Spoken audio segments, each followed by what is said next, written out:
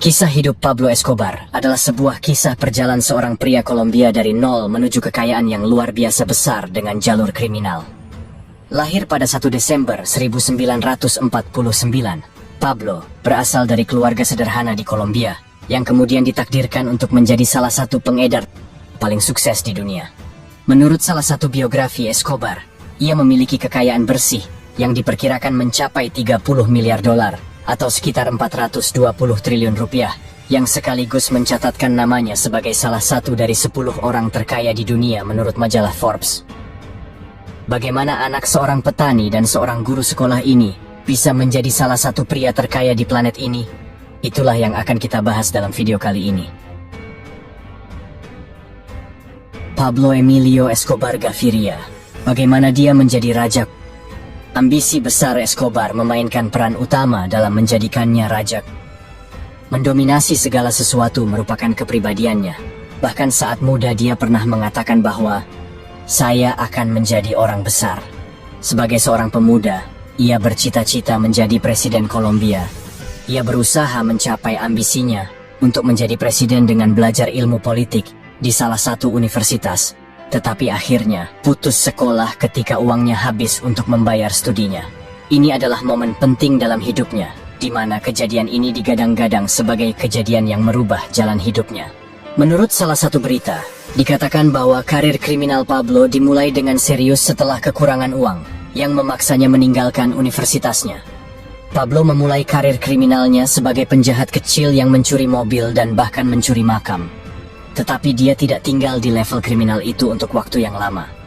Dia akhirnya beralih ke penyelundupan rokok dan selama masa ini, ambisinya untuk naik di dunia kriminal membawa keluar sifat lain yang akan membantunya menjadi raja, yaitu sifat kejamnya.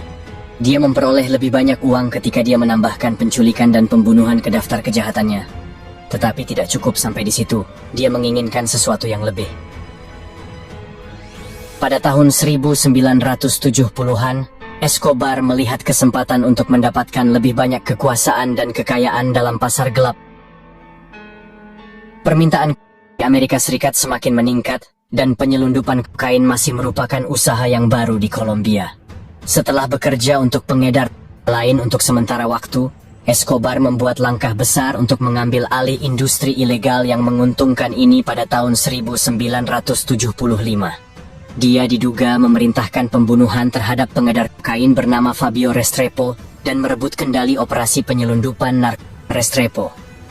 Namun, Escobar tidak sendirian. Dia mengumpulkan kekuatan dari sekelompok individu dari latar belakang yang beragam. Di antara mereka adalah peternak babi yang beralih menjadi pembunuh profesional bernama Jose Gonzalo Rodriguez Gacha dan seorang pengedar bernama Carlos Lehder. Ada juga 3 bersaudara dari keluarga peternakan bernama Jorge, Juan David, dan Fabio Ochoa. Bersama-sama, mereka membentuk kartel Medellin yang terkenal. Di bawah kepemimpinan Escobar, kartel Medellin memperluas operasi Restrepo dan membuatnya lebih besar dan lebih baik dalam konteks negatif. Mereka mengembangkan cara yang lebih efisien untuk mengirimkan sejumlah besar kokain ke Amerika Serikat. Bukan menggunakan manusia untuk menyelundupkan kokain di pesawat komersial, tetapi mereka menggunakan pesawat mereka sendiri, termasuk pesawat kecil yang bisa terbang di bawah radar, dan pesawat besar seperti DC-3 dan DC-6 untuk mengangkut dalam jumlah besar. Menurut satu sumber, mereka juga melakukan trik tak terduga seperti menerjunkan kokain ke perahu motor di perairan internasional. Selain itu, mereka merancang cara cerdas untuk menyelundupkan kokain ke Amerika Serikat dalam pengiriman yang sah, seperti mencampurkannya ke dalam produk seperti kakao Ekuador, anggur Chili, dan jeans biru. Kokain kemudian akan diekstraksi secara kimia dari produk-produk ini setelah tiba di Amerika Serikat. Dan yang paling gila, Escobar bahkan mengangkut kokain dengan kapal selam. Satu sumber menyatakan bahwa dia berhasil mendapatkan 2 kapal selam yang dikendalikan dari jauh dari Angkatan Laut Rusia, yang masing-masingnya mampu membawa 1 ton kokain. Berkat kejeniusan Escobar dan kartel Medellin, mereka mampu memperoleh keuntungan besar pada tahun 1980-an. Satu sumber mencatat bahwa pada puncak karirnya, dia mengangkut sekitar 15 ton kokain ilegal setiap hari, menghasilkan keuntungan sebesar 420 juta dolar seminggu atau sekitar 5,8 triliun rupiah. ada banyak cerita terkait dengan kekayaannya yang besar. Dia dikatakan membeli Learjet atau jet pribadi hanya untuk memindahkan uangnya. Dia serta keluarganya tinggal di sebuah mansion mewah dengan kolam renang, danau buatan, taman, dan kebun binatang pribadi. Dia juga membangun arena sepak bola dan arena adu banteng untuk hiburannya, dan dibutuhkan 700 pekerja untuk menjalankan tempat tersebut. Escobar juga menggunakan uangnya untuk mencoba memenangkan hati orang-orang. Dia menghabiskan sebagian kekayaannya untuk proyek-proyek komunitas seperti membangun gereja, fasilitas olahraga, dan perumahan untuk orang miskin. Dia bahkan membangun sebuah lingkungan yang disebut Barrio Pablo Escobar yang masih ada sampai hari ini. Beberapa penerima manfaat dari kedermawanannya memujanya sebagai pahlawan hingga hari ini. Tetapi satu laporan berspekulasi bahwa Escobar menarik simpati masyarakat karena dia tahu bahwa dia akan lebih aman jika orang-orang biasa di Medellin mencintainya. Meskipun tindakan amal dan kebaikannya ini meningkatkan citra baiknya di mata publik, namun hal itu tidak dibarengi dengan meningkatkan perilaku ke arah yang positif. Dia terus menggunakan kekerasan dan kekejamannya untuk memperluas kekuasaannya sebagai raja. Ketika berhadapan dengan musuh-musuhnya atau orang-orang yang berpotensi menghalangi jalannya, Escobar akan menawarkan sebuah penawaran kepada mereka, yaitu plata o plomo, yang berarti perak atau timah. Maksud dari perak atau timah ini adalah, jika seseorang menghalangi apa yang ingin dia lakukan, dia akan mencoba memberinya sogokan dengan uang yang diidentikan dengan perak. Sedangkan jika orang tersebut tidak menerima sogokan, maka dia akan memerintahkan anak buahnya untuk membunuh orang tersebut, yang biasanya dilakukan dengan senjata api dengan peluru timah. Jumlah kematian yang dihasilkan dari plata o plomo sangat tinggi. Satu laporan menyatakan bahwa Escobar bertanggung jawab atas pembunuhan setidaknya 40 hakim, 200 pejabat pengadilan, 1000 polisi, dan 3.500 warga sipil. Sebagai Raja Kok, Escobar berpikir bahwa dia bisa tetap di atas hukum, dan memang benar, untuk sementara waktu dia bisa. Plata o plomo membuatnya tetap keluar dari penjara selama waktu yang lama karena ada banyak hakim korup yang bersedia menerima sogokannya.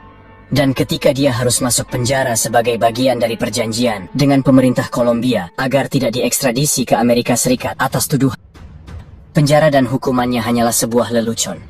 Setelah penangkapannya pada tahun 1991, dia menjalani hukumannya di penjara mewah miliknya sendiri yang disebut La Catedral, di mana dia masih bisa menjalankan operasi penyelundupan narkobanya seperti sebelumnya. Yang menyebabkan kejatuhan Escobar adalah bahwa dia tidak bisa berhenti menguji batas kekuasaannya. Ketika dia berada di penjara La Catedral, dia menyiksa dan membunuh 2 rekan kartelnya pada tahun 1992. Ketidakpatuhan terhadap hukum ini secara terang-terangan menyebabkan pemerintah Kolombia dan opini publik berbalik melawannya. Pemerintah Kolombia berencana untuk memindahkannya ke penjara biasa, namun Escobar berhasil melarikan diri begitu dia mengetahuinya.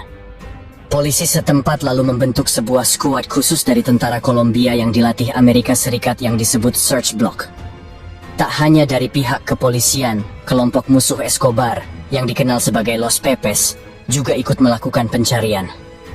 Escobar berhasil menghindari penangkapan selama 16 bulan, sampai Search Block akhirnya dapat menemukan lokasinya dari panggilan telepon yang dilacak.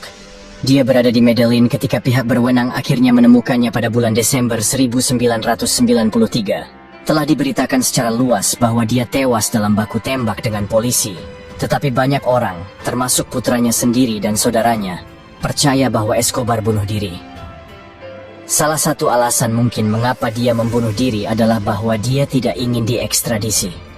Ekstradisi adalah nasib yang lebih buruk daripada kematian. Salah satu motonya adalah, lebih baik kubur di Kolombia daripada sel penjara di Amerika Serikat. Jadi, apakah kamu mengagumi kesuksesan Escobar meskipun kejahatannya merugikan banyak orang?